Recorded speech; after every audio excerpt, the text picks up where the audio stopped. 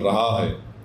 بعض سرپسند عناصر، بعض فسطائی تنظیمیں اور فرقہ پرست پارٹیاں اس پرامن ماحول کو بگاڑنا چاہتی ہیں، تو کیونکہ وہ جانتی ہیں کہ تلنگانہ کی ترقی کو اسی وقت روکا جا سکتا ہے جب یہاں پر ان تمام واقعات ہوتے رہیں گے۔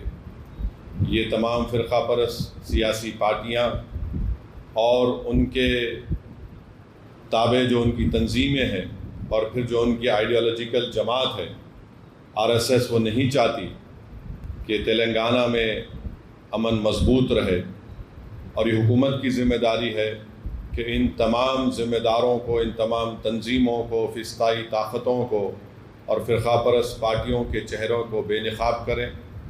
ہم حکومت سے اس بات کا بھی مطالبہ کرتے ہیں کہ وہ تلنگانہ کے حساس علاقے ہیں، وہاں پر اچھے پولیس والوں کا تقرر عمل میں لایا جائے، جو صرف قانون کی بالادستی کے لیے کام کریں، وہ کسی کی بھی تائید نہ کریں، نہ کہ مسلمان کی کریں، نہ ہندو کی کریں، نہ کسی کی نہ کریں، کیونکہ جب پولیس کا عہدیدار حلف لیتا ہے ڈیوٹی پہ جوائن ہونے سے پہلے، وہ یہ حلف لیتا ہے کہ وہ قانون کی بالادستی کے لیے کام کرے گا، امن کے لیے کام کرے گا، مظلوموں کو انصاف دلانے کے لیے کام کرے گا اور ظالموں کو روکنے کے لیے کام کرے گا۔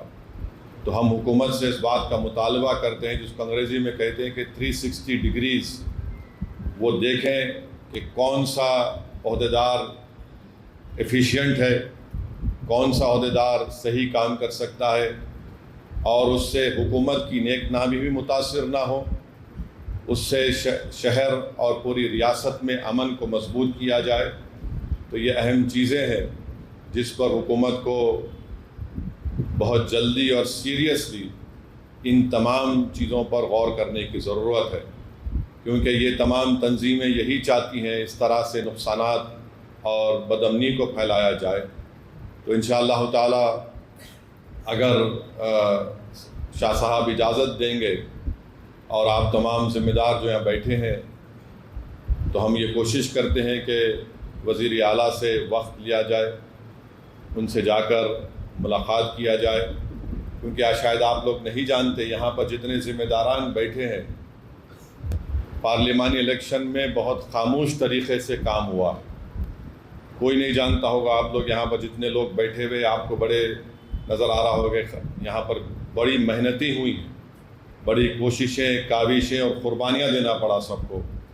اور یہ بات آج میں معافی چاہتا ہوں ان تمام ذمہ داروں کے درمیان میں کھڑے ہو کر میں اس بات کو کہہ رہا ہوں، مگر عوام الناس کو بھی یہ بات معلوم ہونی چاہیے، اور حکومت بھی جانتی ہے، موجودہ حکومت کے تمام ذمہ داران جانتے ہیں کہ کس طریقے سے محنتیں ہوئی ہیں، قربانیاں دی گئی ہیں۔ تو اسی لیے حکومت سے اس بات کا مطالبہ کرتے ہیں کہ یہ حکومت ہماری ہے، ہم یہ سمجھتے ہیں کہ اس میں ان تمام ذمہ داروں کا اور آپ لوگوں کا ووٹ بھی شامل رہا، اور حکومت کا اولین فریضہ یہ ہونی چاہیے کہ کہیں پر بھی کسی بھی قسم سے کوئی تشدد نہ ہو۔ اور ماب لنچنگ کے بارے میں بھی ایک اسکول کا واقعہ پیش آیا جہاں پر بدتمیزی کی گئی اسکول کے بچیوں سے۔ تو اس طرح کے یہ جو چیزیں ہیں، یہ اگر آپ دیکھیں گے، یہ نہ صرف سب کے لیے نقصان دہ بلکہ تلنگانہ کی ترقی کے لیے نقصان دہ۔ ہم یہ چاہتے ہیں کہ تلنگانہ میں ساری دنیا کے لوگ آ کر یہاں پر انویسٹمنٹ کریں، تلنگانہ پوری ملک کا طاقتور اور بہترین ریاست بنے۔ یہ ہم تمام کی نیت ہے، ہمارا خواب بھی ہے، مگر یہ حکومت کی اور پولیس کی ذمہ داری ہے کہ ان ایسے لوگوں پر نظر رکھیں، اور اس طریقے سے جو منصوبہ بند طریقے سے جو فساد برپا کیا گیا، اور پھر یہ جو فرقہ پرست میڈیا ہے جو یہ پروپیگنڈا کر رہا ہے کہ فلاں ایسا ہوا تھا، یہ ہوا تھا، اگر وہ واقعے میں ہوا تو شخص گرفتار ہوا، اس کو جیل کو بھیجایا گیا، اور کوئی بھی مسلمان اس کی تائید میں کوئی بیان نہیں دیا۔ اب یہ عدالت فیصلہ کرے گی، مگر اس کے بعد یہ بند کال کا کال کرنا، اس کے بعد پھر یہ تمام تشدد کو برپا کرنا، یہ تو حکومت کو یہ لوگ چیلنج کر رہے ہیں، اور حکومت کو یہ دیکھنا چاہیے کہ ایسے لوگ جو کھڑے ہو کر برسر اقتدار جماعت کو ان کی حکومت کو جو بدنام کرنے کی کوشش کی جا رہی ہے اس کو روکا جائے۔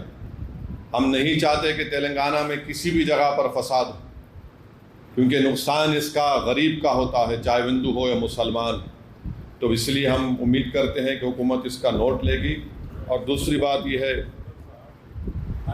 ہائی کمان تو آپ ہے مفتی صاحب، آپ کو میں کیا بولوں، اللہ کا کمانڈ چلتا کسی کا نہیں چلتا، مگر اب یہ ظاہر ہے ان کی پارٹی کے بڑے بڑے قائدین کو دیکھنا ہے۔ اور آپ دیکھ رہے ہماچل پردیش میں کیا ہو رہا ہے، ایک مسجد ہے وہاں پر، اور برسر اقتدار جماعت کا منسٹر کہہ رہا ہے کہ مسجد کو تو شہید کر دو۔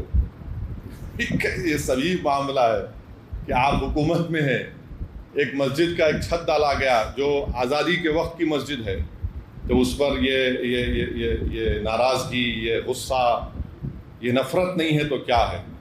تیسری اہم بات یہ ہے کہ جو بی جے پی کی حکومت پورے ملک میں وقف کی جائیداد کا جو بل لے کر آئی ہے، میں صرف مختصر سے الفاظ میں اپنی بات کو بول کر یہاں سے رخصت ہو جاؤں گا، کیونکہ انشاءاللہ تعالی All India Muslim Personal Law Board کی طرف سے شہر حیدرآباد میں ایک بڑے پیمانے پر جلسے عام کا بھی انعقاد عمل میں لایا جائے گا، کیونکہ ابھی شہر میں ہمارے ہندو بھائیوں کا گنیش کا تہوار چل رہا ہے، پھر میلاد النبی کے بھی جلسے و جلوس ہوتے ہیں، اور تھوڑا بارش کا موسم بھی ہے۔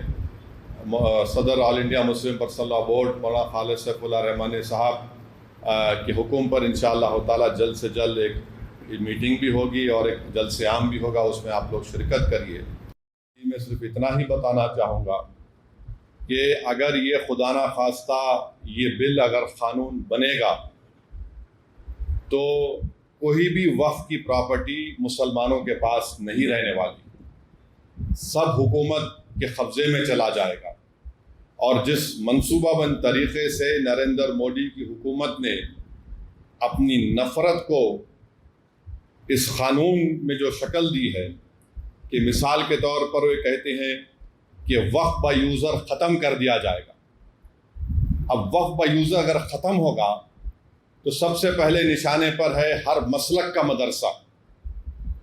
مدرسہ کسی کی ذاتی ملکیت نہیں ہوتی، تو ہر مسلک کا مدرسہ ان کے نشانے پر ہے۔ بولیں گے نہیں، اب وقف با یوزر کا قانون سیکشن 3 کو ہم نے ختم کر دیا، اب ہم طے کریں گے کہ کون اس کا مالک ہے۔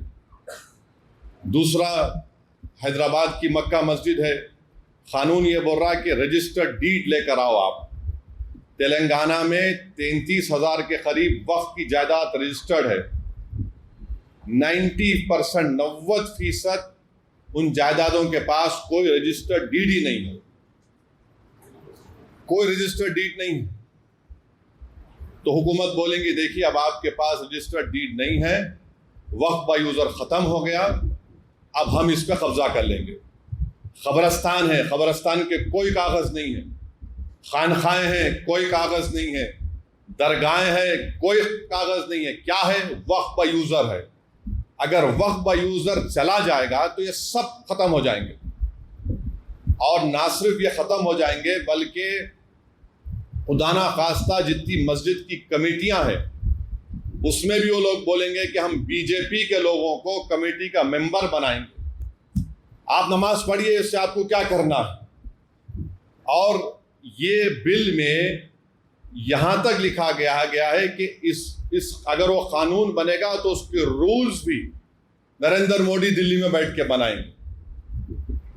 اس بل میں یہ بھی لکھا گیا کہ اگر وقف بورڈ کسی کے خلاف ایکشن لینا ہے تو نریندر مودی سے پوچھنا پڑے گا۔ اس بل میں یہ بھی لکھا گیا ہے کہ سینٹرل وقف کونسل میں صرف ایک منسٹر کو چھوڑ کر، وزارت اقلیتی بہبود کے منسٹر کو چھوڑ کر سب مسلمان ممبر بنتے ہیں۔ اب اس بل میں کہا گیا کہ یہ کم سے کم 2 بنیں گے۔ اب حکومت 7 بھی بنا سکتی۔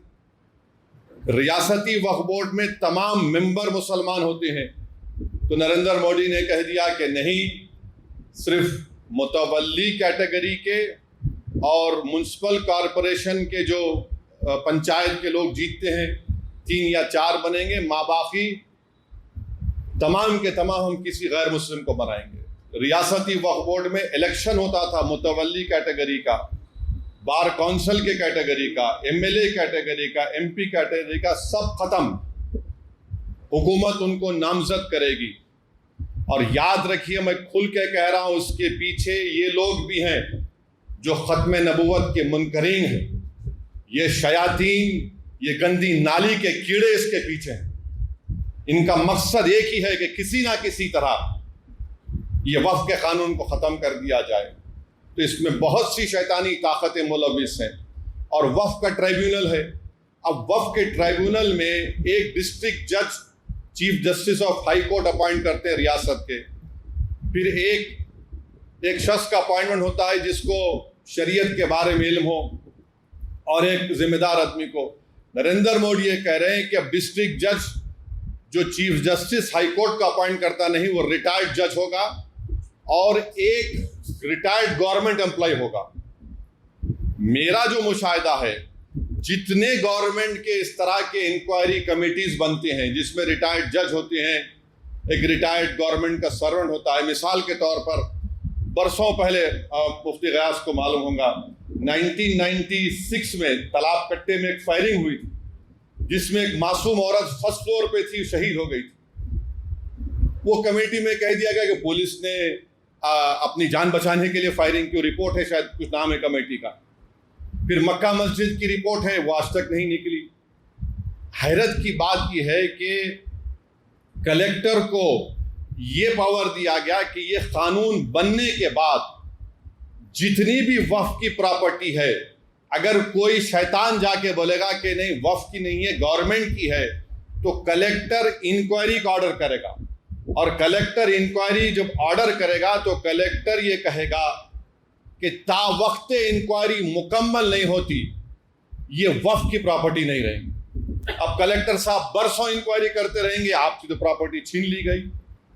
کیسے انکوائری کریں گے؟ تو انگریزی میں استعمال کیا گیا واٹ ایور ہی ڈیمز فٹ، یعنی وہ جیسا چاہے انکوائری کر سکتے۔ قانون کا ایک بنیادی اصول ہے کہ کوئی بھی اپنے مسئلے میں جج نہیں بن سکتا، مگر کلیکٹر کو آپ بنا رہے ہیں۔ اور پھر اس بل میں یہ بھی کہا گیا کہ جتنی جائیدادیں پر وقف کی جائیدادوں پر گورنمنٹ قابض میں ہے، کلیکٹر اس کا فیصلہ کریں گے، اور گورنمنٹ کے حق میں فیصلہ کریں گے تو کلیکٹر ریونیو کو بولے گا، وقف بورڈ کو بولے گا ریکارڈ صحیح کرو، یہ گورنمنٹ کی پراپرٹی۔ تو یہ موٹا موٹا اس میں یہ باتیں رکھی گئی ہیں جو خطرناک ہے، میں بتا رہا ہوں آپ کو۔ آرکیولوجیکل سروے آف انڈیا قریب 100 کے اوپر ان کا سچر کمیٹی کی رپورٹ ہے کہ وہ وقف کی جائیدادوں پر قبضہ کر کے بیٹھے ہیں۔ سچر کمیٹی کی رپورٹ میں کہا گیا 2007 میں کہ دلی میں اربن ڈیولپمنٹ منسٹری وقف کی کتنے 100 کے اوپر جائیدادوں پر قبضہ کر کے بیٹھے۔ 2008 میں سچر کمیٹی نے کہا کہ 2008 میں اس کی مالیت 6000 کروڑ تھی، 6000 کروڑ تھی۔ آج ہم 2024 میں ہیں، اور پھر اس میں یہ بھی کہہ رہے ہیں کہ اس بل میں کہ میں کچھ بھی نہیں کہہ سکتا، کوئی ممبر کچھ نہیں کہہ سکتا، اور جو آ کر وٹنس بھی بولتے ہیں وہ پارلیمانی قانون کے لحاظ سے وہ سیکرٹ ہوتی ہیں، کانفیڈینشیل ہوتا ہے۔ تو میں آپ کے سامنے جو بول رہا ہوں اس کو آپ قبول کر لو، سمجھ لو۔ ساری عزتیں اللہ ہی کے لیے ہے، اور اللہ ہی مہربان نہایت رحم والا ہے۔ حج اور عمرہ کا فریضہ ادا کیجیے الہین گلوبل سروسز پرائیویٹ لمیٹڈ کے سٹار اور بجٹ پیکیجز کے ساتھ۔ حرمین شریف کے قریب سٹار ہوٹلز میں قیام، 3 وقت حیدرآبادی ذائقے دار کھانے، اے سی بسز کے ذریعے مقدس مقامات کی زیارتیں، سعودی ایئر لائنز کی ڈائریکٹ فلائٹ، حکومت سعودی عرب اور حکومت ہندوستان سے منظور شدہ۔ الہین ٹریولز کی جانب سے حاجیوں کے لیے ایک بہترین تحفہ۔ الہین کے ساتھ عمرہ ٹریول کرنے والوں کے لیے نیکسٹ عمرہ ٹرپ پر 1% کیش بیک حاصل کیجیے۔ مختلف ممالک کے ویزاز اور ایئر ٹکٹنگ کے لیے ایک بار ضرور تشریف لائیں۔ آج ہی اپنا سفر بک کریں۔ الہین global services private limited, first floor, Babu Khan estate, Bashir Bagh, Hyderabad. Contact 9949940160 اور 04029562931۔